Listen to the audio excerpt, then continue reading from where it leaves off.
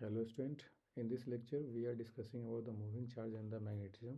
तो इस चैप्टर में हम लोग मूविंग चार्ज और मैग्नेटिज्म के कंसेप्ट को देखेंगे। जिस ये चैप्टर्स 4 हैं। ये जो एनसीईआरटी का क्लास 12 का चैप्टर नंबर 4 है, ठीक है। तो हम लोग ना एनसीईआरटी से थोड़ा बहुत कवर करेंगे और पूरा क्या करेंगे ना, line to line NCERT cover करते चलेंगे, ठीक है। तो देखो, सबसे पहले अगर बात कर लेते हैं, थोड़ा सा इंट्रोडक्शन देख लें। तो बहुत electricity magnetism have been known more than 200 years ago. क्या ना कि जो हम इलेक्ट्रिसिटी या मैग्नेटिज्म का कंसेप्ट है ना, वो 2000 साल पहले क्या था कि नोन था। फिर भी हमारे पास क्या था ना कि हमारे बीच में ना, हमारे पास क्या था कि ऐसा था ना कि जो इलेक्ट्रिसिटी और मैग्नेटिज्म के बीच में कोई इंटर रिलेशन नहीं था। मतलब हमारे पास ना ऐसा कोई स्टोरी नहीं था, जो हम ऐसा कभी नहीं बात चर्चा की कि जो इलेक्ट्रिसिटी और मैग्नेटिज्म जो है ना, सो एक दूसरे से इंटर रिलेटेड है। तो इस स्टोरी को ना कि it was only about the 200 years एगो, हमको ना 2 साल पहले ही पता चला है कि 1820 के करीब करीब में कि the it is realize that the it is intimately related. क्या है कि इलेक्ट्रिसिटी और मैग्नेटिज्म आर इंटरमेटली रिलेटेड।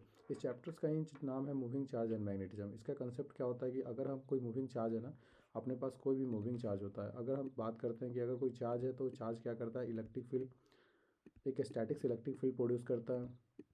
ये इलेक्ट्रिक पोटेंशियल जनरेट कर सकता है। तो ये अपने पास ना जो भी स्टैटिक्स चार्ज है वो क्या करता है, वो सिर्फ एक फील्ड क्रिएट कर सकता है, पोटेंशियल को क्रिएट कर सकता है। लेकिन क्या है कि चार्ज को अगर तो मूव कराओगे, जैसे ही चार्ज को मूव कराओगे तो वो क्या कर देता है, करंट प्रोड्यूस कर देता है। तो हमारे पास अगर हम चार्ज, जैसे हमारे पास करंट का फॉर्मूला क्या होता है, QIT। जैसे हम चार्ज को मूव करते हैं वो क्या कर देता है, करंट को प्रोड्यूस कर देता है। इलेक्ट्रिक फील्ड की बात करोगे तो चार्ज क्या है कि अपने पूरे ना एक स्पेस में ना एक इलेक्ट्रिक फील्ड, उसके स्ट्रेंथ के अकॉर्डिंग अगर हम चार्ज के स्ट्रेंथ के अकॉर्डिंग हम बता सकते हैं कि चार्ज कितना इलेक्ट्रिक फील्ड क्रिएट कर रहा है अपने स्पेस में, अपने नियर टू द सराउंडिंग, ठीक ना। तो ये चीज़ें होता है। तो मेरे पास जो ये कंसेप्ट है ना, ये जो मैग्नेटिज्म का कंसेप्ट आता है, मूविंग चार्ज, जैसे ही चार्ज को मूव करोगे तो एक तो क्या है कि मैग्नेटिक प्रॉपर्टीज डेवलप करती है कि वो ना मैग्नेटिक फील्ड भी क्रिएट करने लगता है। इलेक्ट्रिक फील्ड तो क्रिएट कर रहा था जब स्टैटिक था तब भी, और वो जब जब चार्जिंग, जब उसको ना उस चार्ज को जब मूव कराते हैं तो करंट प्रोड्यूस करेगा। और करंट प्रोड्यूस करेगा, दिस मीन्स वहाँ पे क्या कर रहा है, इलेक्ट्रिक फील्ड और मैग्नेटिक फील्ड को भी प्रोड्यूस कर रहा है, ठीक ना। तो इस स्टोरी को ही समझने के लिए ना, सबसे पहले एक साइंटिस्ट थे जिन्होंने अपने लेक्चर के दौरान क्या किया, the during the lecture demonstration, एक साइंटिस्ट थे जिनका नाम था हैंस क्रिश्चियन ओएस्टेड। तो उन्होंने क्या किया था कि एक स्टेट वायर में ना, कि उन्होंने नोटिस किया कि current current in the state wire, एक करंट कैरिंग अगर कोई कंडक्टर था, उन्होंने एक्सपेरिमेंट के दौरान उन्होंने उनके लैब में ना क्या हुआ था कि एक हैपेंस हो गया कि एक करंट कैरी कंडक्टर में ना उसके पास एक कंपास नीडल रखा हुआ था, जो कंपास नीडल मैग्नेटिक डिफ्लेक्शन करता। तो उस कंपास नीडल में जो डिफ्लेक्शन आया ना, उस डिफ्लेक्शन से उन्होंने सोचा कि आखिर इस कंपास नीडल में डिफ्लेक्शन कैसा आया। क्योंकि क्या था कि जब मैग्नेटिज्म हमारे पास पहले से नोन था, जब मैग्नेटिज्म पहले से नोन था तो कंपास नीडल भी अपने पास था। जैसे कंपास नीडल, तो उससे हम लोग क्या कर सकते थे कि मैग्नेटिज्म के जो एक, अगर एक परमानेंट मैग्नेट देख ले बार मैग्नेट की तरह, तो वो क्या आज अपने स्पेस में क्या करेगा, मैग्नेटिक फील्ड को क्रिएट करेगा। तो ये ना, ये सेम सेम कंपास नीडल अपने पास क्या था कि ना रखा हुआ था लैब में। और जब एक करंट कैरी कंडक्टर्स के थ्रू जैसे ही करंट का फ्लो हुआ तो क्या हुआ कि एक ना इस कंपास निडल के अंदर डिफ्लेक्शन आया। जैसे डिफ्लेक्शन आया तो उन्होंने इस चीज़ को नोटिस आउट कर लिया कि there is a something is magnetic field is creating the current. तो ये ना इन्होंने नोटिस किया कि आखिर ये हैपेंस जो हुआ। तो उन्होंने इन्वेस्टिगेट किया इस फिनोमेनन को और देखा कि नीडल में टेंजेंशियली एक ना क्या हो रहा है कि अलाइनमेंट आ रहा है और एक सर्कल की तरह बना रहा है। मतलब स्ट्रेट वायर अगर कोई करंट कैरी कंडक्टर है, अगर ये straight wire current carry conductor, तो अपने प्लेन्स में क्या कर रहा है, एक इमेजिनरी सर्कल की तरह फॉर्म कर दे रहा है। और वो जो इमेजिनरी सर्कल की तरह जो फॉर्म कर रहा है, वो क्या कर रहा है ना, वो एक तरह का क्या कर रहा है, मैग्नेटिक फील्ड को प्रोड्यूस कर रहा है। तो दिस सिचुएशन इज डिप्टेड, अगर हम बात करेंगे तो it is unnoticeable the current is larger. अगर करंट जितना लार्जर होगा, नीडल का sufficiently closer to the wire और the earth magnetic field is ignore. अगर करंट लार्जर है और नीडल सफिशेंटली हम क्लॉज ले जाते हैं वायर के, तो उसमें क्या होगा, एक मैग्नेटिक फील्ड क्रिएट होगा। अगर हम देख लेते हैं कि मेरे पास ना, ये अपने पास ना क्या है कि अगर ये जो डॉट है ना, डॉट का मतलब होता है तो the current is into the paper. हम कभी भी बात करते हैं डॉट्स के बारे में, देखेंगे यहाँ पे पूरे चीज़ें को, जब भी हम करेंट या इलेक्ट्रिक फील्ड या मैग्नेटिक फील्ड या इमर्जिंग आउट ऑफ द, इसको बोलते हैं emerging out of the plane of the paper. तो this means the field is, ये फील्ड, अगर हम फील्ड की बात करें तो फील्ड, करंट की बात करते हैं तो करंट, या मैग्नेटिक फील्ड की बात करें तो they are emerging out of the paper. को भी अगर इस प्लेन से ना क्या कर रहा है कि field emerging out of the paper. तो यहाँ पे अगर हम बात कर लेते हैं, मेरे पास एक करंट है जो कि करंट कैरी कंडक्टर है या वायर है। तो वो क्या कर रहा है ना, उसके ना प्लेन से ना वो emerging out of the paper है। मतलब this means the current is in, मतलब फ्रंट लुक है। करंट का फ्लो ना तुम देखोगे तो पेपर के ऊपर की तरफ है, परपेंडिकुलर टू ऊपर में है। तो इसका ये मतलब होता है द करंट इज फ्लोइंग तो हम ना इसके ना मैग्नेटिक फील्ड के डायरेक्शन को फाइंड आउट कर सकते हैं by using the thumb rule. क्या है, current is flowing out of the paper. This means if you put the thumbs in the current directions, अगर करंट के डायरेक्शन में थंब को रखोगे तो जो कर्ल होगा, जो 4 फिंगर से जो कर्ल करेगा उस डायरेक्शन में तुम्हारे के पास मैग्नेटिक फील्ड आएंगे। तो देखो, अगर करंट के डायरेक्शन में अगर अंगूठा को ऊपर रखोगे तो तुम्हारे पास ना जो करंट का जो कर्ल ऑफ जो 4 फिंगर का कर्ल आएगा वो तुम्हारे पास क्या आएगा, एंटी क्लॉकवाइज डायरेक्शन आएगा। तो ये एंटी क्लॉकवाइज डायरेक्शन में ना तुम्हारे पास क्या है, मैग्नेटिक फील्ड का अलाइनमेंट है। देखो सारे कंपास निडल क्या है, अभी ना जो ब्लू वाला जो दिख रहा है ना वो कंपास निडल का अलाइनमेंट दिखा रहा है कि जो कंपास निडल जो है सो at the anticlockwise direction में। जैसे ही कंपास निडल को अगर करंट के डायरेक्शन को ना इनटू द पेपर कर दोगे, कंपास निडल का डिफ्लेक्शन क्या कर जाएगा, देखो कंपास निडल का डिफ्लेक्शन क्या करा ना, चेंज करा। इसका ये मतलब होता है कि इफ़ यू द थंब के इम्प्रेशन, थंब के करंट के फ्लो के डायरेक्शन को इनटू द पेपर करोगे तो कर्ल जो हो जाएगा वो क्लॉकवाइज डायरेक्शन में, तुम्हारे पास जो 4 फिंगर होंगे वो क्लॉकवाइज डायरेक्शन में रोटेट करेंगे। उससे पता चलेगा कि तुम्हारा मैग्नेटिक फील्ड, देखो ये सारे के सारे अब क्या है, कंपास निडल का डिफ्लेक्शन है जो ब्लू कलर का है वो क्या कर रहा है, क्लॉकवाइज डायरेक्शन में अलाइन हो गया। तो इसका ये मतलब है कि जब भी हम क्या करते हैं ना तो ये क्लॉकवाइज डायरेक्शन में अलाइन कर देता है, ठीक है। तो अपने पास देखो, अगर हम देखते हैं ना तो क्या लिखा है, आखिर थोड़ा सा बुक को पढ़ लिया जाए तो फिगर 4.1 है, it is noticeable the current is large है, the needle is sufficiently close to the wire, the earth magnetic field को हम इग्नोर करेंगे। तो मेरे पास क्या है कि अगर हम करंट का ना लार्ज, जितना करंट लार्जर होगा, जितना स्ट्रेंथ ऑफ करंट जितना, उतना ही नीडल में अंदर डिफ्लेक्शन भी उतना ही ज़्यादा होगा।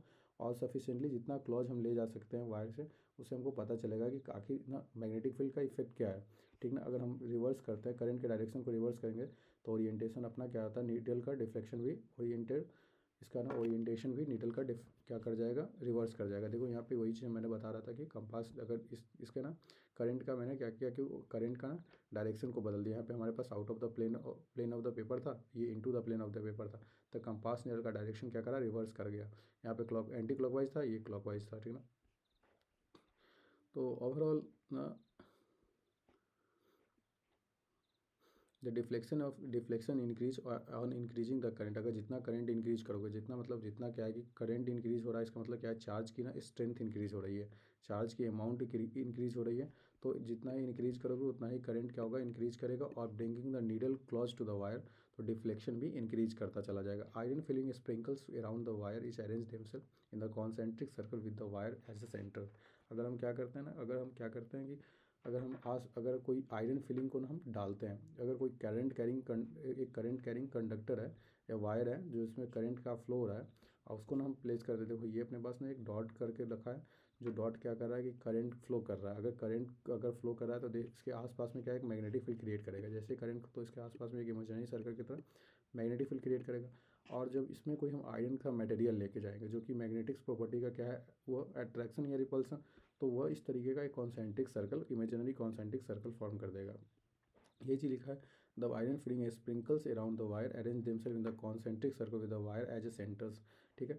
तो लास्ट में कंक्लूजन क्या निकला, कंक्लूजन यही निकल रहा है अपने पास कि अगर हम लोग देखें कंक्लूजन कि कोई भी मूविंग चार्ज होता है या करंट जो होता है वो मैग्नेटिक फील्ड को भी प्रोड्यूस करता है, ठीक है। अभी हम सिर्फ ना ये करंट इलेक्ट्रिक फील्ड को ही प्रोड्यूस करेगा, जो कि हम देखेंगे विद इन द चैप्टर। लेकिन अगर मैग्नेटिक फील्ड की सिर्फ बात कर रहे हैं तो मैग्नेटिक फील्ड प्रोड्यूस कर रहा है, लेकिन ये नहीं है कि ये जब भी चार्ज मूव करेगा तो करंट भी प्रोड्यूस करेगा, और चार्ज के मूवमेंट से ही मैग्नेटिक फील्ड और इलेक्ट्रिक फील्ड दोनों आते हैं, मैग्नेटिक फील्ड और इलेक्ट्रिक फील्ड दोनों प्रोड्यूस करते हैं।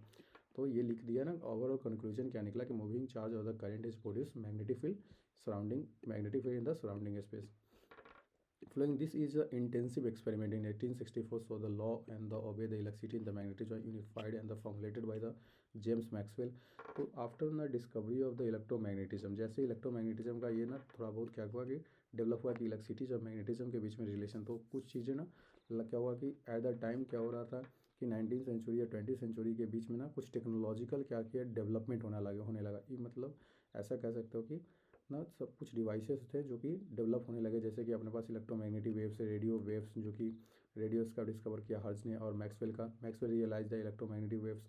फिर जेसी बोस, जी मार्कोनी, और 19वीं सेंचुरी में रिमार्केबल साइंटिफिक टेक्नोलॉजिकल क्या हुआ कि 19वीं शताब्दी में साइंटिफिकल और टेक्नोलॉजिकल में एक प्रोग्रेस दिखा, जो कि इन द 20वीं century. This is due to the increase of understanding the electromagnetism. यही कंसेप्ट पता चला कि इलेक्ट्रॉन, ये जो अपने पास है ना, इलेक्ट्रिसिटी और मैग्नेटिज्म के बीच का जो रिलेशन था, जो चार्ज और मैग्नेटिक फील्ड के बीच का जो रिलेशन की चार्ज जो मूविंग चार्ज है सो मैग्नेटिक फील्ड को प्रोड्यूस करता है, ठीक ना। Amplification, transmission and detection of electromagnetic waves, तो है ना इन्वेंशन ऑफ कुछ डिवाइसेज जो थे जो कि एम्पलीफिकेशन, ट्रांसमिशन और डिटेक्शन कर सकते थे इलेक्ट्रोमैग्नेट, ये सब डिवाइसेज का क्या हुआ कि इन्वेंशन होना चालू हो चुका था। अब बात कर लेते हैं, तो यही तीनों एक्सपेरिमेंट था अपने पास जो कि मेंशन होता था। Magnetic field is straight wire carry conductor in the wire the perpendicular to the plane of paper, इसको ना perpendicular to the plane of paper, पहले वाले दोनों जो थे परपेंडिकुलर थे, एक तो इनवर्ड था एक आउटवर्ड था, पहले वाला जो था वो outward the plane of the paper था, ये सेकेंड वाला inward to the plane of the paper था। The ring of the compass needle surround the wire, the orientation of needle is in this figure, पहले वाले में the current emerge out of the plane of the paper, B वाले में current moves into the plane of paper, and C the arrangement of iron filling in the wire, the darkness end the needle is represent, जो darkness जो end है ना यहाँ पर ये दिखा रहा है needle is present in the north pole, the effect of earth magnetic field को हम इग्नोर करके चलेंगे, ठीक ना। जो डार्कन इंड है ना ये वाला, ये सब ना डार्कन इंड है जो नीडल के रिप्रेजेंट करता है नॉर्थ पोल को, और बोले तो ये सब अपने ना ओरिएंटेशन को डिफेंड दिखा रहा है कि किस डायरेक्शन में मैग्नेटिक फील्ड क्रिएट हो रहा है, ठीक ना। In this chapter which how the magnetic field exerted force on the moving charge, इस चैप्टर्स में हम लोग देखेंगे काफ़ी चीज़ें देखेंगे जो पूरे इस चैप्टर्स में देखना है। पहला तो मूविंग चार्ज पार्टिकल्स के बारे में देखेंगे कि आखिर मैग्नेटिक फील्ड के अंदर ना कि एक्सर्टेड कैसे करता है magnetic field, exert of force on the moving charge particles, कोई भी अगर मूविंग चार्ज पार्टिकल्स को अगर हम मैग्नेटिक फील्ड में डालते हैं तो उस पर जो फोर्स एक्ट करता है that is called the Lorentz force, उसके बारे में देखेंगे। जो हम देखें लॉरेंज फोर्स का जो कि पार्टिकल लाइक इलेक्ट्रॉन्स हो सकता है, प्रोटॉन्स हो सकता है। हम करंट कैरिंग वायर के बारे में भी देखेंगे, जो करंट कैरिंग वायर को जब हम प्लेस करते हैं द प्लेस मैग्नेटिक फील्ड उसके इफेक्ट को देखेंगे। We shall also learn the current produce in the magnetic field, जो करंट प्रोड्यूस हो रहा है due to the magnetic field उसके इफेक्ट को देखेंगे। We shall now the accelerate very high frequencies that is the cyclotrons, जो कि high accelerate to the high frequency energy, एक साइक्लोट्रॉन्स का यूज़ करते हैं। जब भी हम क्या करते हैं ना कि अगर हमारे पास ना जो पार्टिकल्स है ना उस पार्टिकल्स को क्या करते हैं एज अ प्रोटॉन्स, और को प्रोटॉन्स एज अ पार्टिकल ना हम क्या करते हैं एक्सेलरेट करा के उसके ना हाई एनर्जी को क्या करते हैं कहीं बम्बार्ड करने के लिए यूज करते हैं, और नहीं तो उसको कभी भी करते हैं, ठीक है। तो उसके लिए हम लोग साइक्लोट्रॉन्स का यूज़ करते हैं, देखेंगे। The current and the voltage detect by the galvanometer, how current और वोल्टेज। तो subsequent this chapter on the magnetism we adept flowing convention, पूरे इस चैप्टर्स के पीरियड में ना एक कन्वेंशन है जो कि करेंट या फील्ड या मैग्नेटिज्म जो emerging out of the plane of paper होगा उसको हम लोग डॉट से रिप्रेजेंट करेंगे, और करंट और द फील्ड जो going into the plane of paper होगा उसको डिप्रिशिएट करेंगे with the cross that is the correspond to the situation is respectively. अब बात कर लेते हैं ना एक, तो ओवरऑल कंक्लूजन यही था कि एक इंपॉर्टेंट बात याद करने के लिए मेरे पास ना इस पूरे थ्योरी के पीरियड में कि पहला कि मूविंग चार्ज और द करंट जो प्रोड्यूस करता है वो मूविंग चार्ज करंट को प्रोड्यूस करा देगा, और करंट हमारे पास या बोले तो सिंपल अगर मूविंग चार्ज भी है तो वो मैग्नेटिक फील्ड को प्रोड्यूस कर रहा है एक स्पीच में, जहाँ भी उसके उसके एक इमेजिनरी सर्कल की तरह, जैसे हम अगर बात करोगे तो जैसे कोई भी अगर है तो उसके आसपास में क्या करेगा एक मैग्नेटिक फील्ड क्रिएट कर देगा, ठीक ना। बस इतना ये था एक इंपॉर्टेंट। दूसरा हमने राइट हैंड थंब रूल का देख लिया कि अगर कोई भी करंट कैरी कंडक्टर के हम डायरेक्शन में थंब को रखते हैं तो वो हमारे पास जो उसके फोर फिंगर जो है कर्ल ऑफ फोर फिंगर वो हमारे पास मैग्नेटिक फील्ड के डायरेक्शन को शो कर देता है, ठीक ना। और थर्ड और दो इंपॉर्टेंट बात की अगर डॉट से हम रिप्रेजेंट करते हैं emerging out of the plane of paper, और ये फोर्थ इंपॉर्टेंट चीज़ है कि करंट और the field is going into the plane of the paper, जब भी करंट या फील्ड जो है गोइंग इनटू द पेपर तो करंट और फील्ड जो है ना गोइंग इनटू द पेपर जो होगा वो अपने पास क्रॉस से हम लोग देख लेंगे, ठीक ना। तो ये ओवरऑल हो गया पूरा एक स्टोरी हमने 4.1 को कवर अप कर लिया इंट्रोडक्शन पोर्शन। अब हम देख लेते हैं मैग्नेटिक फोर्स की बात।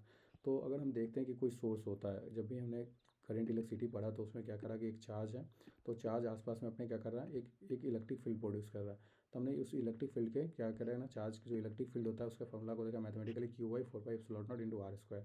देखेंगे कैसे आता है। Before introduce we concept the magnetic field, हमने मैग्नेटिक फील्ड के हमने एक बार फिर से क्या करते हैं रिकैप्चुलेट करते हैं वो स्टडी जो इलेक्ट्रिक फील्ड हमने देखा चैप्टर 1 से उसके बारे में। तो हमने क्या देखा था कि दो चार्ज है अपने पास में, दो चार्ज है।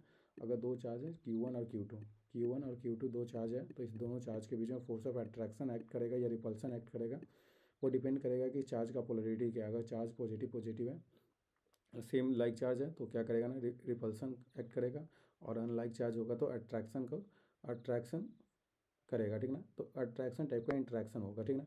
तो अगर मेरे पास तो हमारे पास क्या आता है ना कि हम अगर देखते हैं कि मेरे पास फोर्स ऑफ अट्रैक्शन या फोर्स ऑफ रिपल्सन जो भी चार्ज के बीच में प्रॉपर्टीज आता है वो Q1 into Q2 divided by R square आता है, डिस्टेंस का प्रोपोर्शनल स्क्वायर, कि आखिर दोनों के बीच का डिस्टेंस जो है ये। और इस प्रोपोर्शनलिटी कांस्टेंट को जो होता है उसको हम लोग K से रिप्रेजेंट करते हैं जो कि हमारे पास एक कांस्टेंट होता है दैट इज़ प्रोपोर्शनलिटी कांस्टेंट, जिसको हम ना इलेक्ट्रिकल परमिबिलिटी के टर्म्स में लेंगे। तो हमारे पास ना जो इलेक्ट्रिकल परमिबिलिटी के टर्म्स में जाता है तो के का वैल्यू 1/4 पाई आता है 4 पाई। तो हम ना लिख लेते हैं के इंटू के, हम इसको लिख सकते थे कि 4 पाई इप्सिलॉन आर स्क्वायर, ये इलेक्ट्रिकल परमिबिलिटी होता है, ठीक ना। तो ये सब ना, तो that is the two charge is considered to the two interaction of two charge we consider to stage the charge. पहले ना हम लोग चार्ज क्यू, एक बड़े चार्ज को ना as a source of the field मान लेंगे जो कि प्रोड्यूस करेगा इलेक्ट्रिक फील्ड। तो ये अपने पास ना अगर हम सोर्स चार्ज कंसीडर कर लेते हैं, एक ना कैपिटल सी से सोर्स चार्ज को, ये अपने पास कैपिटल ई से सोर्स चार्ज को हमने क्या किया, डिनोट किया। हो सकता है क्या है कि हमने अगर देखे ना, मेरे पास Q into Q two by R square है। तो अगर मेरे पास ना इसमें क्या है कि Q1 into Q two by R square, तो अपने पास हम कर सकते हैं क्या हो रहा है कि अगर हम इस फार्मूला को पूरा लिख ले तो मेरे पास क्या हो जाता, Q/4/ε0 इंटू आर स्क्वायर। और ये अपने पास हम ना क्या करेंगे, तो ये अपने पास सोर्स चार्ज की तरह हमारे पास जो इक्वेशन आता है वो यही आता है ना, Q1 into Q2/4/ε0 into are square. तो इसका क्या मतलब है कि अगर हम ये देख ले सिर्फ ये वाला पोर्शन, तो ये मेरे पास क्या हो रहा है कि एक इलेक्ट्रिक फील्ड में दूसरे चार्ज का क्या हो रहा है कि इफेक्ट दिख रहा है। तो ये अगर सेम एज इट इज, तो ये ना अपने पास हो सकता है क्या कि हम अगर इसको ना क्या करते हैं सोर्स चार्ज की तरह कंसीडर कर ले। तो अगर सोर्स चार्ज की तरह कंसीडर कर ले बड़े वाले क्यू को, तो क्या हो रहा है कि वो एक आसपास में अपने क्या है इलेक्ट्रिक फील्ड को प्रोड्यूस कर रहा है। तो अगर दूसरे चार्ज को हम टेस्ट चार्ज की तरह का कोई स्मॉल चार्ज को अगर हम क्या करते हैं उस चार्ज में लाएंगे, तो फोर्स ऑफ अट्रैक्शन या फोर्स ऑफ रिपल्सन क्या करेगा, उस पर एक्ट करेगा, जो कि क्या करेगा with the charge test charge के पोलरिटी पे डिपेंड करेगा। कुछ टेस्ट चार्ज और सोर्स चार्ज का पोलरिटी क्या है उसके अकॉर्डिंग हम कह सकते हैं कि यहाँ पे हमारे पास फोर्स ऑफ अट्रैक्शन या रिपल्सन। तो इसका मतलब क्या है कि जो इक्वेशन है सिर्फ इलेक्ट्रिक फील्ड का इक्वेशन क्या हो जाएगा, Q/4/ε0 इंटू आर स्क्वायर। इसका मतलब जो सोर्स इलेक्ट्रिक फील्ड यही आता होगा, तो यही तो अट्रैक्शन होगा ना दूसरे चार्ज को अगर हम हटा ले तो यही अपना लिखा हुआ है Q/4/ε0 इंटू आर। ये आर कैप जो है that is a unit vector, it is represent the direction of the vector by the magnitude of the vector, ठीक है। तो ये अपने पास यूनिट वेक्टर होता है जो कि direction of along the electric field is vector is Q is interact with the field and experience the force. जो कि अगर इस पर फोर्स जो एक्ट करेगा, तो स्मॉल चार्ज जो हमारे पास है उस चार्ज पे जो फोर्स एक्ट करा due to the electric field, that is हम उसको लिख सकते हैं F = small Q into E. क्योंकि जो फोर्स एक्ट किया ना वो स्मॉल चार्ज पे, वो सोर्स चार्ज की वजह से एक्ट करा, तो मेरे पास क्या होता है F = Q इंटू ई। तो यही हमारे पास यहाँ पे लिखा है। जब भी हमारे पास अगर हम सिर्फ ना एक चार्ज को ना अगर स्टैटिक्स कंडीशन है तो वो क्या करेगा, सिर्फ इलेक्ट्रिक फील्ड को प्रोड्यूस करेगा। और उस इलेक्ट्रिक फील्ड के अगर उस सोर्स चार्ज के साथ अगर हम कोई टेस्ट चार्ज को ले आए, कोई टेस्ट चार्ज का, तो उस चार्ज से टेस्ट चार्ज पे जो फोर्स का इफेक्ट हम देखेंगे ना, तो उसका हमारे पास क्या हो जाएगा, Q इंटू ई हो जाएगा। ये लिखा है द वेक्टर और the Q is interact with the field and experience of force that is called Q into E. The point out of this chapter, this is सारे कुछ ना चैप्टर 1 में कवर है। और electric field it is just not a artifact but it is a physical role. हमारे पास electric field का एक फिजिकल रोल है, ऐसा कुछ नहीं है कि सिर्फ एक इंटरटेनिंग है। इलेक्ट्रिक फील्ड का एक फिजिकल रोल आता है। It can be convey energy momentum, it not establish the instantaneously. क्या है कि इंस्टेंटेनियसली की बात नहीं अगर करोगे ना कि एनर्जी है momentum not instantaneously but take the finite times to propagate. Electric field या मैग्नेटिक फील्ड जो है और टाइम्स लेता है टू प्रोपगेट होने के लिए, कुछ टाइम लेता है। और ये एक तरह का energy, it not convey the energy, electric field is not a energy or the momentum, it is established the not established instantaneously but it takes a time to propagate to concept of the field was especially stressed by the Faraday and the incorporated by the Maxwell। तो अपने पास में जो फ्राडे थे उन्होंने और Maxwell ने काफ़ी इस पर स्टडी किया। By unification electricity as magnetism in addition the depending each point in the space, जो भी अपने each point in the space 1 minute each point in the space it can with very with the times. अगर कोई that is a function of time, अगर कोई भी चीज़ अगर कोई भी पॉइंट अगर कोई भी चीज़ अगर वेरी कर रहा है with the times that is a function of the time. It in our this discussion we assume the field do not change with the times. इस पूरे चैप्टर्स के ना पीरियड में हम लोग क्या करेंगे ना, फील्ड को चेंज नहीं करेंगे। मतलब क्या है कि अपने पास जो मैग्नेटिक फील्ड होगा या ये जो अपने पास मैग्नेटिक फील्ड हम देखेंगे, क्योंकि अपने पास ये चैप्टर्स ही मूविंग चार्ज मैग्नेटिज्म का है। तो हम लोग जो भी मैग्नेटिज्म का मैग्नेटिक फील्ड लेंगे जो कि क्रॉस के साइंस है या डॉट के साइंस है, तो ये मैग्नेटिक फील्ड का डायरेक्शन दिखाएगा। तो ये अपने पास अगर कोई भी मैग्नेटिक फील्ड हम लेंगे ना, तो जो मैग्नेटिक फील्ड हमारे पास अवेलेबल होगा ना, उस मैग्नेटिक फील्ड को हम कांस्टेंट मैग्नेटिक फील्ड की तरह कंसीडर करेंगे। जब हम ये इलेक्ट्रोमैग्नेटिक इंडक्शन देखते हैं वहाँ पे हम लोग मूविंग चार्ज मैग्नेटिज्म के कंसेप्ट को देखते हैं, वहाँ पे ना मूविंग मैग्नेटिक फील्ड को भी देख सकते हैं। लेकिन यहाँ पे हम ना इस चैप्टर्स के अंदर सिर्फ हम लोग फील्ड को ना चेंज नहीं करेंगे, field do not change with the times. तो आप ना अगर देखना चाहोगे इलेक्ट्रोमैग्नेटिक इंडक्शन तो मेरे चैनल पे काफ़ी अच्छा अवेलेबल है। और अल्टरनेटिंग करंट तो काफ़ी अच्छा अवेलेबल है, तो आप जाके देखो, आपको अच्छा लगेगा वो चैनल पे।